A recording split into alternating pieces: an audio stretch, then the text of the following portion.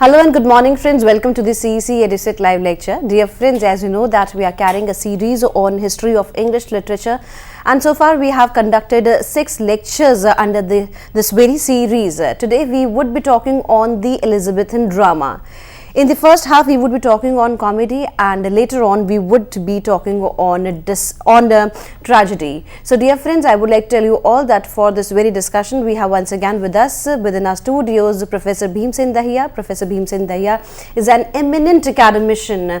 He has contributed his number of years in giving his education, his knowledge to the masses, to the students, as well as he has written various books on English literature. Dear friends, I would like to tell you all that he has taught both in India and abroad. So let's take advantages from his experiences and let's try to understand the topic, the Elizabathan drama. So without wasting any time, I would like to welcome our guest, Professor Bhimsen Dahiya. Professor Dahiya, welcome to the EduSet lecture. Thank you. Well, we shall be talking about Elizabathan drama today. First half comedy and then tragedy. Well, Elizabathan drama was a sort of climax of Renaissance literature.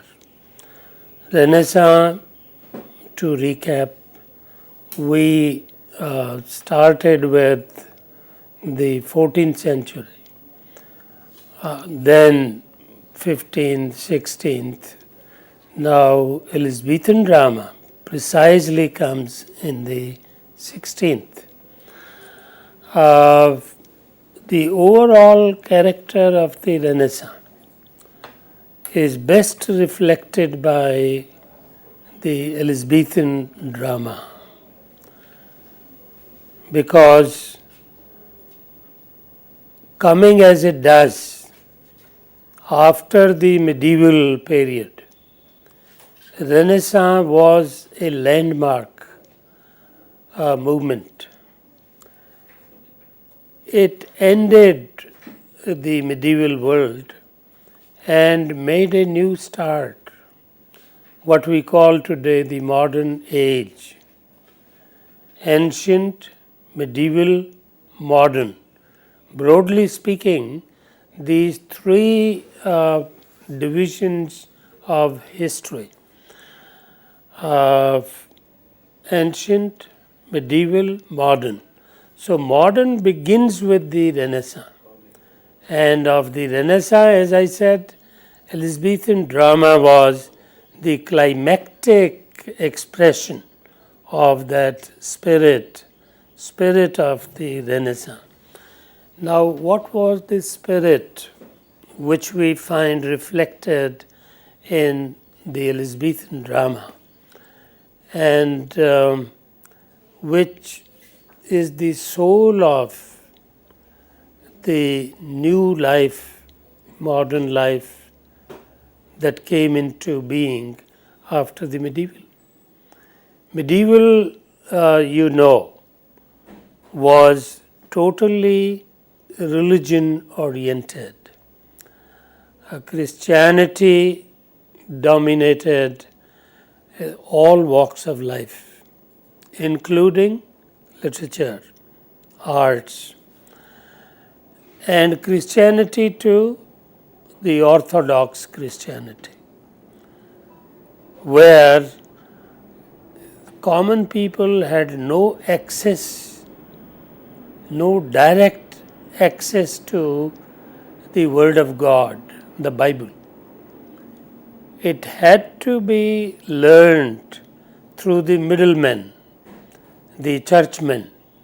So the church priests, whatever they said about God and His Word, which is the Bible, that was to be taken for granted by the common people. But Renaissance contribution was that now came, thinkers like Martin Luther from Germany, and then John Calvin.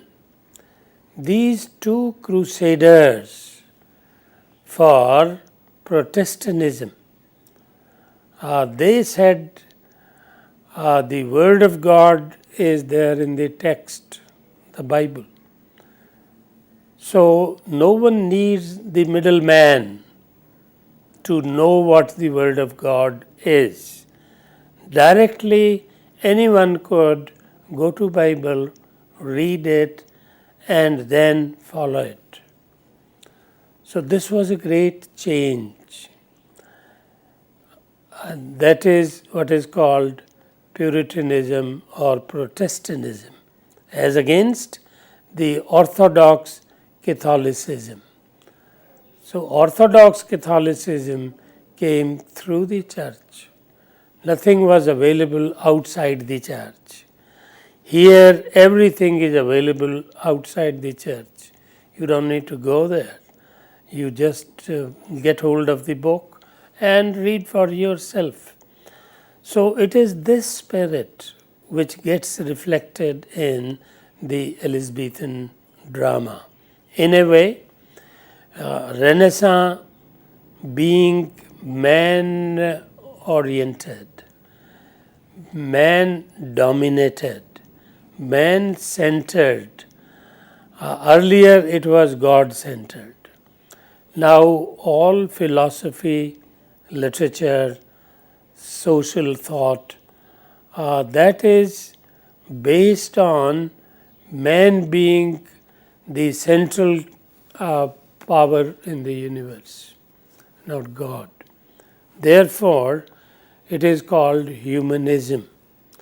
Humanism because human subject is at the center of the universe, and therefore all philosophies, all arts, all sciences, they center on the human. So humanism and then Protestantism, these two combine to create an atmosphere of secularism as against Orthodox religion. Now the thought is secular, and people think in terms of reason. So rationality, rationalism, that comes to dominate rather than blind faith. And that is why it is termed Renaissance. The literal meaning of Renaissance is the revival, regeneration, rejuvenation. All the three meanings are there in the term Renaissance. So what did it revive? What was the revival of? It was revival of the pre-Christian thought and literature. And pre-Christian thought was Greco-Roman. That is why Ficino, Ficino, Ficino wrote Platonic theology. So revival of Plato, his Republic, that became a model for Thomas More's Utopia, education of the princes, which means the princes may have the birthright to rule, but then a good prince will be the one who has proper education of governance. So that is why these books came. So no longer the word of priest, it is these people, Erasmus, Plutarch, Petrarch, they set the tone for Renaissance. So Elizabethan drama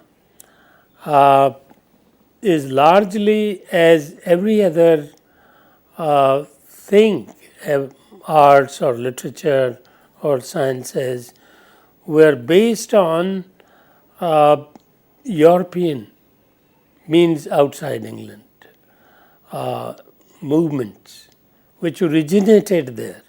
Renaissance movement, for example, primarily it originated in Italy.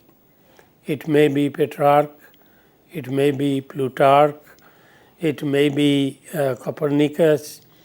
You see, all these people they belonged to Italy, Ficino, and they brought about a revolution which we called Renaissance. So drama, as I said, Elizabethan drama in particular, being the latest and the most mature expression, a sort of culmination of the Renaissance, expresses it the best. And among the dramatists, Shakespeare, of course, is the culmination in England. Here, you see, we also need to note one thing, that most of the movements in arts, literature, sciences, philosophy, they mostly originated outside England. But then they came to England, maybe last of all, but then the flowering, the culmination, the climax took place in England. So that is why the flowers, the fruits of these movements, they are available in English literature. English comedy is an expression of that very spirit of the Renaissance, which means the celebration of the human, the celebration of life as it is. Because during the medieval ages, life as it ought to be, life as it has been dictated by the Word of God, the Bible, that alone was acceptable as life, its terms, its values, its ways. But now the real life which people were living all over the world, on the earth, the real people with all their virtues and vices, with all their good points and bad points. So it's a mixture of good bad, it's a mixture of good and evil, and it is a celebration of whatever it is. So that is why in Elizabethan drama you find that it is celebratory. It celebrates life as it is, life in reality, life not in ideal terms, but life as it is actually lived by people. So you have large number of characters in Elizabethan comedy.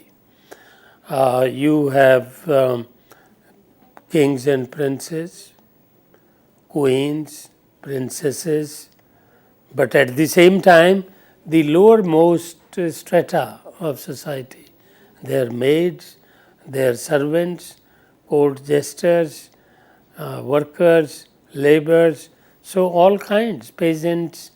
So you have in Elizabethan comedy a world of its own, a replica of the real world.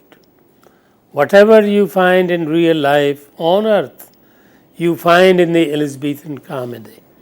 So no longer the select presentation as it was during the medieval period. The medieval drama was nothing but an illustration of biblical episodes, lives of saints. It is those events and those speeches of the saints and their own lives which were treated as models. So they constituted the subject or the subject matter of drama during the medieval ages. But now in the Elizabethan age, at the end of the Renaissance, so to say, we have the subject matter which is real life itself. So any event of life, interesting, it should be, that is all.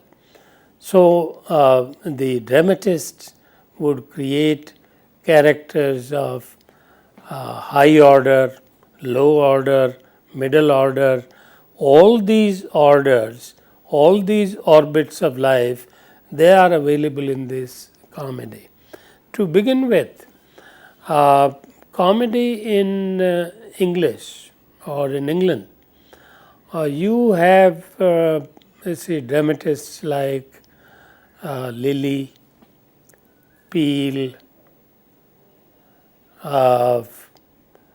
George Peel, John Lilly. These were the beginners of the Elizabethan drama. Green, Peel, Lilly, these three.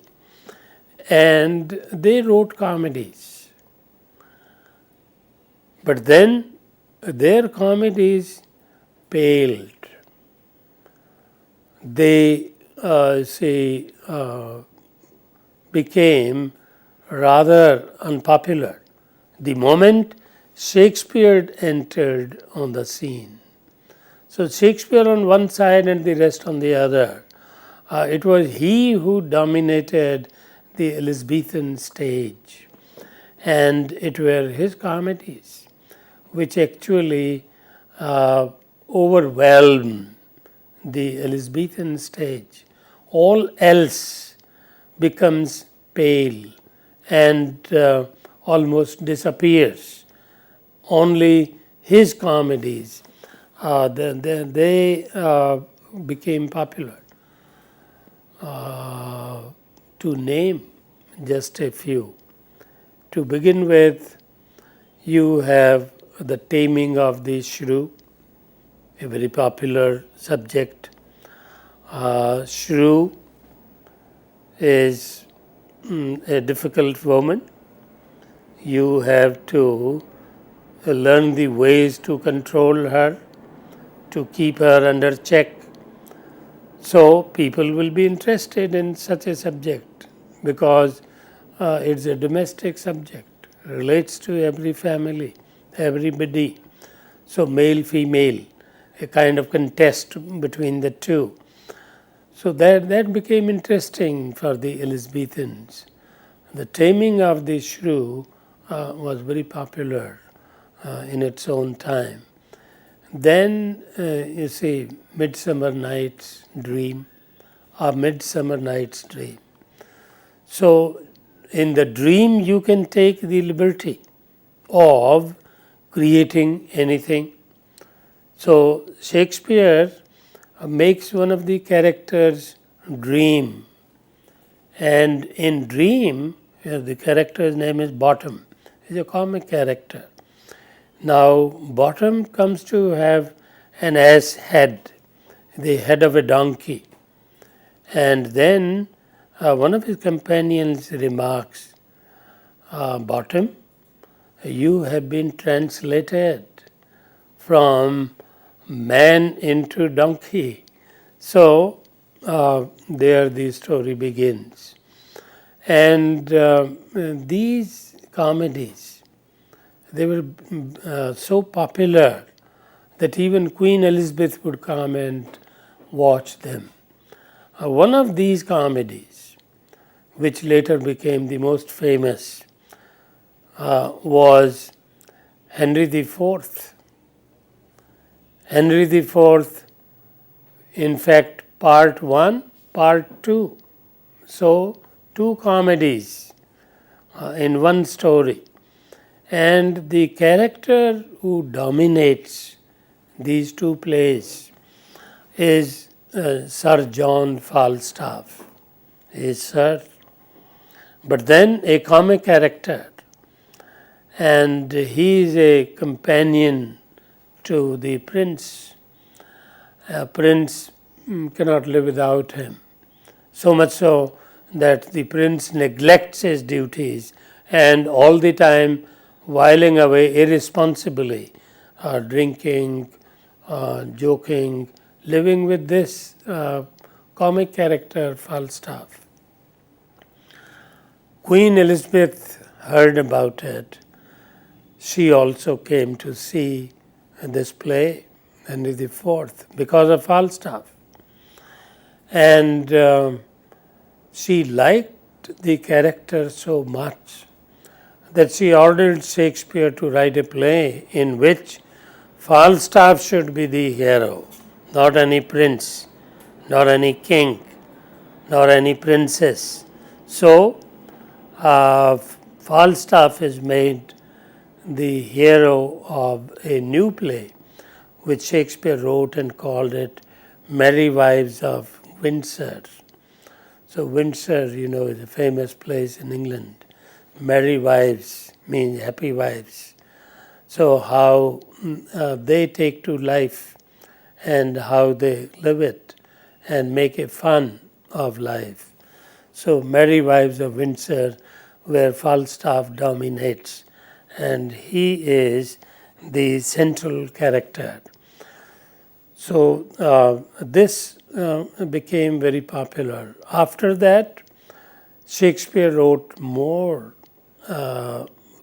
mature comedies like As You Like It. Now, As You Like It has a woman as the leading character. So many of his mature comedies, even The Merchant of Venice, which is also considered tragicomedy, but essentially it is comedy. So The Merchant of Venice, As You Like It, in both the leading characters are women. In As You Like It, it is Rosalind and her companion, her friend Celia. So these two kind of twin sisters, they dominate the scene, how they are exiled and they live in the forest, and how two young men also join them, fall in love, so on and so forth. So love story goes on. But then the comedies, Elizabethan comedy, particularly Shakespeare's, is known for its wit.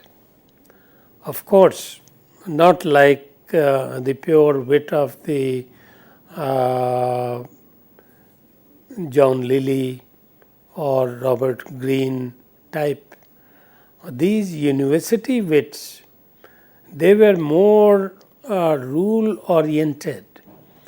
They were more book oriented. So bookish kind of literature they wrote. Shakespeare's comedies are life oriented. He is not writing to follow the rules laid down by the masters of drama, say Aristotle, poetics. These university wits did that.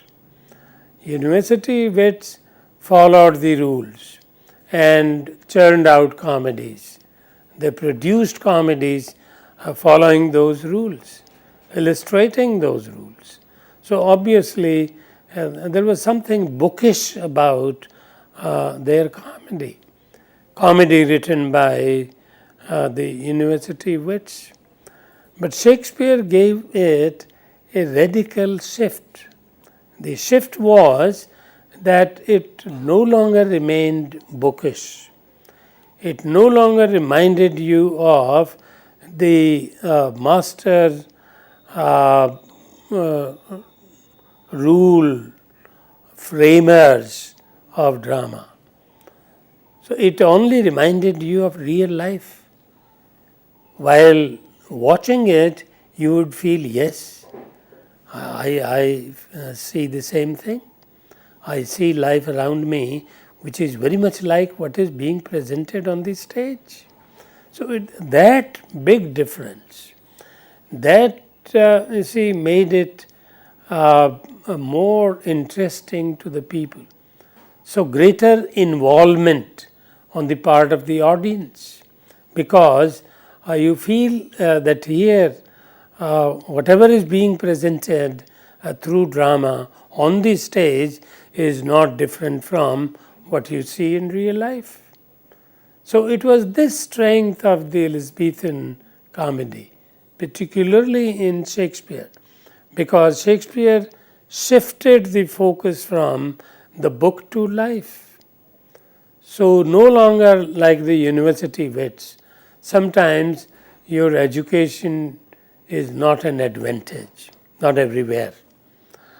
These university wits were university educated writers.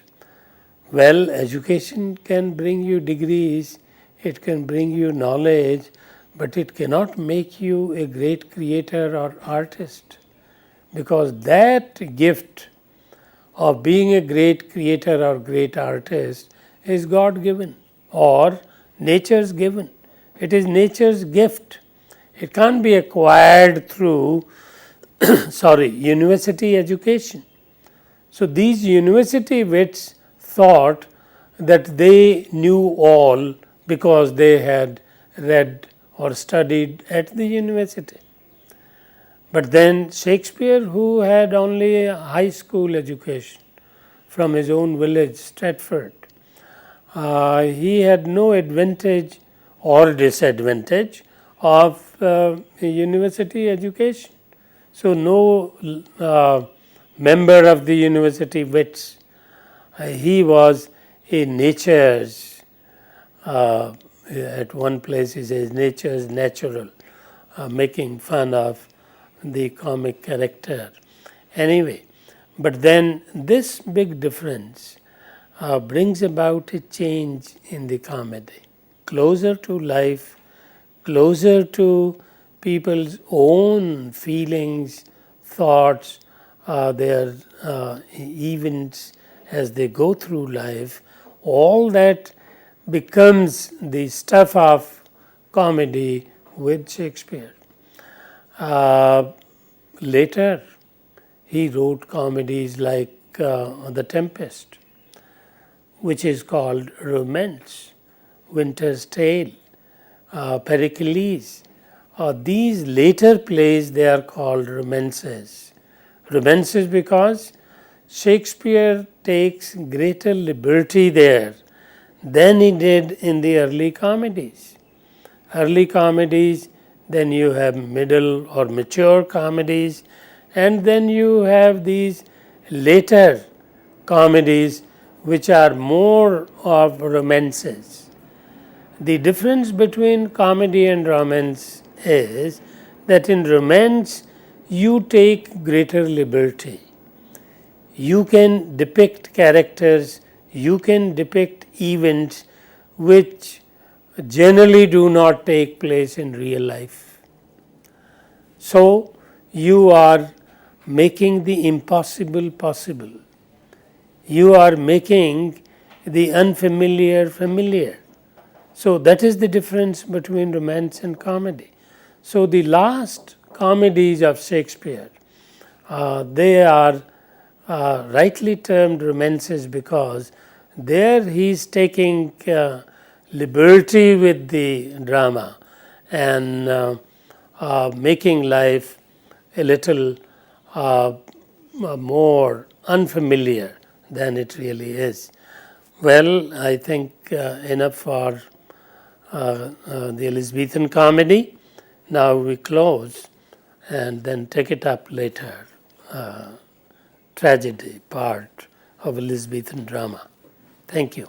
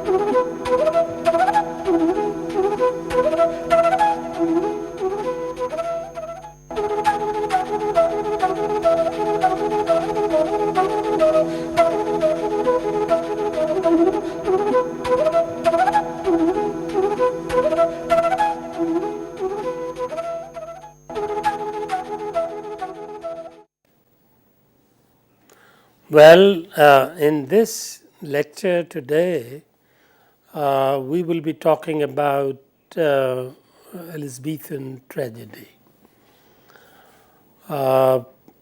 Elizabethan tragedy was the greatest achievement of Elizabethan drama and a culmination, so to say, of the Renaissance literature of the Renaissance. Tragedy involves us more than comedy, because comedy is jest of life. Comedy is laughter. Comedy is celebration of life as it is. But tragedy deals with the serious events of life, the tragic events, where you weep rather than laugh. You get hurt rather than celebrating anything. So just the reverse of comedy. So tragedy selects such stories and such events from life which make you weep, which hurt you, which give you pain. So comedy and tragedy both are a part of life, because life is a mixture of the bright and the dark, the sunny side of life and the darker side of life. So if comedy deals with the brighter side, the sunny side, the lighter side of life, tragedy deals with the darker, the sadder part of life. And therefore, the stories here are stories of treachery, of oppression, of murders, deceits, villainies, evils, all this. Because that is the stuff of tragedy. Nothing bright, nothing sunny, no joke. Life is not a play, life is not a joke. Life is a serious matter in tragedy. And just as in comedy, so in tragedy, Shakespeare excels all in Elizabethan drama. He becomes the pinnacle, the peak, the highest point in the graph of drama in English, Elizabethan drama in particular. In fact, neither before nor after the Elizabethan drama, the stage has been so great and popular as this one was. And there has been no other Shakespeare after the Elizabethan age. So just as in comedy, we had the university wits before Shakespeare. Similarly, in the Elizabethan tragedy also, we had the university wits, and the greatest of them was Christopher Marlowe. So Marlowe was Cambridge educated, university wit, and he showed the impact of university education, the kind of plays he wrote. His most famous play is Dr. Faustus. So, Dr. Faustus, a legendary figure from the German history, a man who wanted to become godlike. He wanted to have the same power of creation as God has, so that whatever he wanted, he would have it just before him. So that is why he takes to studying not regular science or regular arts. He takes to the study of necromancy, takes to the study of magic, miracles. So that is what he wants to create and possess. So this fascinated Christopher Marlowe, the character of Dr. Faustus. In German, in fact, he is called Faustus. So this ambitious character, Faustus, brought out something of Marlowe's own ambition, perhaps. He too was ambitious like Dr. Faustus. He too wanted to have that magical power in his pen to create godlike whatever he wanted. So, there is something in common between Dr. Faustus and Christopher Marlowe. So, here in Dr. Faustus, he summons the extra human powers, angelic, from the other world, and witches, ghosts, and such other characters. And those who know magic, necromancy, so that he can possess that power and can become as powerful as God himself. So ultimately, he meets with his tragedy, because you cannot have all that. You must know your limits and limitations. Humans are mortals. They have their limits and limitations.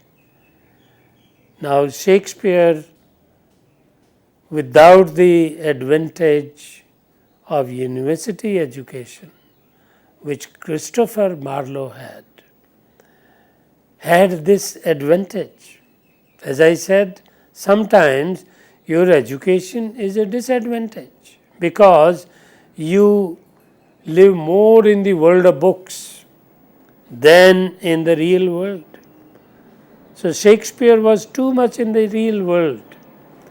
So he would not be distracted into the world of books. Hence, his tragedies have the feel of the real. The four great tragedies, which have been unanimously acclaimed, admired, appreciated by the great critics the world over, in all the languages. These tragedies are as Bradley said, A.C. Bradley, in the beginning of the 20th century, 1904 to be precise, he wrote that famous book on the great tragedies of Shakespeare. Title is just Shakespearean Tragedy, simple. So he covers only 4 great tragedies, and they are Hamlet, then Othello, then King Lear, and last of all Macbeth. Now these 4 great tragedies, there are several others, because Shakespeare, wrote 39 plays, and more than half of them are tragedies. But then out of those tragedies, these 4 are considered as greatest. Of course, there is the 5th one I would include, Antony and Cleopatra. That is no less. And of course, Julius Caesar, 6th. So Julius Caesar, Antony and Cleopatra, and even Coriolanus. They are not less tragic and less great in terms of Shakespearean art. So these 4, Hamlet, Othello, King Lear, Macbeth, plus Julius Caesar, Antony and Cleopatra, and Coriolanus. These 7 tragedies, they are among the greatest ever produced by any dramatist. So Elizabethan tragedy by and large is Shakespearean tragedy. The only other, as I said, who is generally considered an equal of Shakespeare was Marlowe, one of the university wits who comes before Shakespeare. And he died young, at the age of 29. Died in a brawl, they say, as the story goes. You don't know, he may have been got murdered.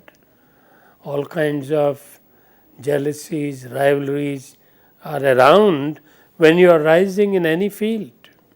Maybe literature and arts, or maybe in politics.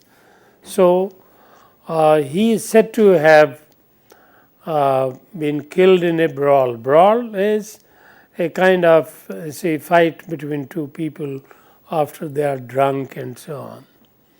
So Marlowe died at the age of 29. Otherwise, he would have, as people imagine, written more tragedies and great plays he may have produced as great as Shakespeare's. But then, in his absence, Shakespeare had a heyday, and he dominated the stage and produced these 7 great tragedies. Now, what is great about them? One of the things is that they are lifelike. They are not made up stories. They are not bookish stories. They are not even mythical or legendary so much as real. Even a story like that of Hamlet, which was a legend, or even King Lear, who was in 10th century BC, as old as that, a king, again legendary. Macbeth, who became the king of Scotland by murdering his own king. King who was his guest, staying at his place, sleeping at night, and this man, the general of the army, he kills his guest. He kills his king, he kills his master, and then becomes the king himself. But finally has the tragedy, loses his life. The way he got the kingdom, he lost it. As Richard II says, that is the story of kings, that they are killed by their own kith and kin, by their own nephews, brothers, or wives. They are poisoned or done to death in sleep, so on and so forth. So that is precisely what happens to Macbeth also. But most thoughtful of these plays, the tragedies of Shakespeare, is Hamlet. Hamlet has captured the attention of everybody in every language and has been a most popular subject even for the screen. So much so that even in our own Hindi, we had the other day that movie called Heather. So Heather is based on the story of Hamlet.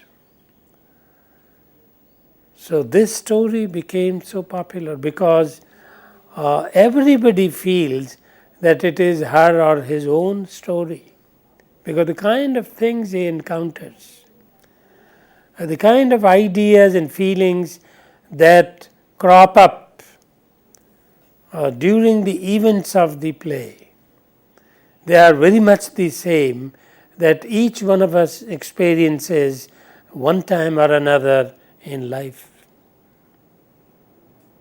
The story is that Hamlet's father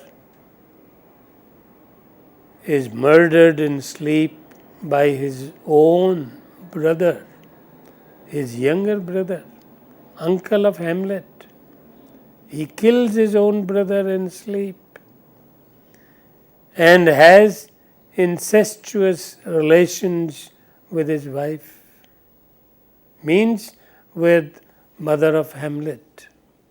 So imagine a young man, a boy, coming to know all this, and he comes to know all this through the ghost of his own father.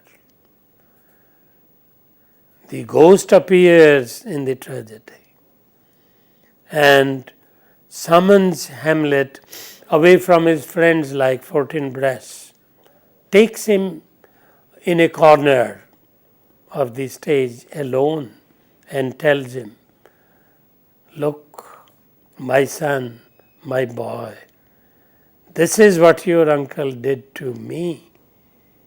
He killed me while I was asleep, and even while I was alive, he had relations with your mother. And now, after killing me, he has married your mother, and he becomes your father, no longer uncle." So imagine, with this knowledge in mind, what happens to this young man? Well, he loses his way in life. He is rendered useless. He has lost all interest in life. He doesn't want to do anything. But after his father's ghost puts a duty on his head, then he has to follow it. It's a dictate. It's a command from his own father whom he revered so much. The command is that he must take revenge. Revenge on his own uncle. His mother his father's ghost told him to spare, not to do any harm to his mother, to his father's wife. But do not spare the uncle, who is the real villain of the piece. It is he who has been treacherous to his own brother. It is he who has been, unfair to the woman who had the status of his mother. He had illicit relations with her. So all this, imagine, troubling Hamlet's mind, and he doesn't know where to go. But then the command of his father's ghost that he should take revenge. Then he is in search of revenge. But knowing the change in his mood, in his ways of going about in life, Claudius, his uncle, sends him away to England because he sees a danger in Hamlet. If he stays around, he would certainly do something. He may kill him. So he suspects that. But then, as the grave digger, Hamlet himself asks the grave digger, because his beloved Ophelia dies, she goes mad. And finally she dies. So she is to be buried, and Hamlet comes. He asks the grave digger, "What are you doing?" Then the grave diggers tell him, Ophelia is dead. Then he further asks the grave diggers, what happened to her? Then he is told that there was a young man called Hamlet, gone out of wits. It is he who is responsible for her death because she loved him and he betrayed her in love. Then Hamlet asks, where is Hamlet now? Because the gravedigger doesn't know that he is Hamlet himself. He says, he has been sent to England because he had gone out of wits. He was mad. And there it doesn't make any difference because in England everybody is like him. All Englishmen are mad. So, joking, that is the role a jester has to play. So, gravedigger is a jester. But then, this hurts Hamlet. He comes to know what has happened in his absence. And then is more determined to take revenge on Claudius. And finally, he does. Claudius, cunning as he is, he gives Hamlet a drink which is poisoned. But just as he was taking, his mother saw him and she ran towards him, warning him not to do that. But then it was too late. He had already done it. He had already taken the drink. But then, before he died himself, he must do his duty. He must take the revenge. And he does. He kills Claudius there and then. But then he is also killed by Polonius' son, Laertes, because he had killed Polonius. By mistake, of course. He saw some stirring behind the curtain when he was with his mother. and it was Polonius. So he didn't know who he is. He just, pushed his sword through the curtain. And then Polonius cried. He died. So Laertes had a grouse. He also turns a revenger. He wants to take revenge on Hamlet. So revenge within revenge within revenge. You have that tragedy full of these deaths, full of these revenges. And the play ends with a lot of corpses on the stage. So very tragic play and very popular because a young man caught up in that situation, which is usual as well as unusual. People do experience those things and not everybody does it. But then the feelings and thoughts that it generates, they become common to all.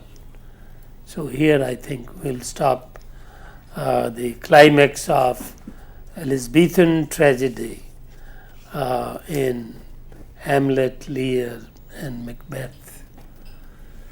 Thank you. With this note, thank you, sir. Thank you so very much for giving your precious knowledge on the Elizabathan drama. Dear friends, we would be meeting again tomorrow, and we would be talking on Shakespeare.